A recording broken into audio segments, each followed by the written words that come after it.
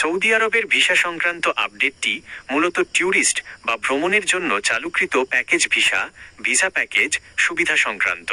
বাংলাদেশ সহ নির্দিষ্ট 7টি দেশের নাগরিকদের জন্য সৌদি পর্যটন মন্ত্রণালয় একটি বিশেষ ভিসা সুবিধা উন্মুক্ত করেছে। 1. নতুন প্যাকেজ ভিসার সুবিধা। এক ক্লিকেই সব বুকিং, আলাদাভাবে ভিসার জন্য আবেদন বা সৌদি দূতাবাসে যাওয়ার প্রয়োজন হবে না। ফ্লাইট টিকিট, অনুমোদিত 4 স্টার বা তার ওপরের হোটেল বুকিং এবং ভিসা অ্যাপ্লিকেশন সব একটি ট্রাভেল প্যাকেজের মাধ্যমেই একসাথে সম্পন্ন হবে। দ্রুত ভিসা ইস্যু, অনুমোদিত ট্রাভেল এজেন্সির মাধ্যমে ডিজিটাল পেমেন্ট সম্পন্ন করার 48 ঘন্টার মধ্যে ইমেইলে ভিসা ও ট্রাভেল ইন্স্যুরেন্স পাঠিয়ে দেওয়া হবে।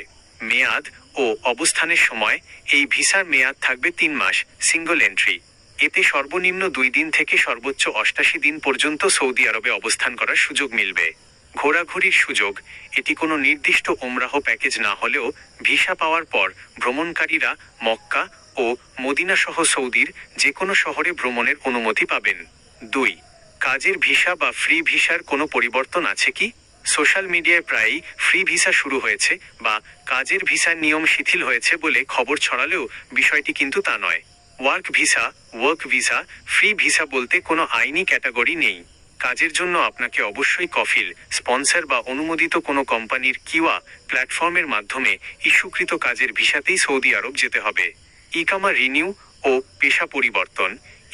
ইকামা নবায়ন বা পেশা পরিবর্তনের জন্য সৌদি শ্রম মন্ত্রণালয়ের HRSD নির্ধারিত নিয়মিত আইনি পদ্ধতিগুলোই কার্যকর রয়েছে। সতর্কতা, ট্যুরিস্ট বা প্যাকেজ ভিসা নিয়ে সৌদি আরবে গিয়ে আইনিভাবে কাজ করার কোনো সুযোগ নেই। কাজের ভিসার নামে কেউ যদি এই ধরনের প্যাকেজ বা ভিসা গছিয়ে দেওয়ার চেষ্টা করে, তবে কোনো প্রকার লেনদেন করা থেকে বিরত থাকুন।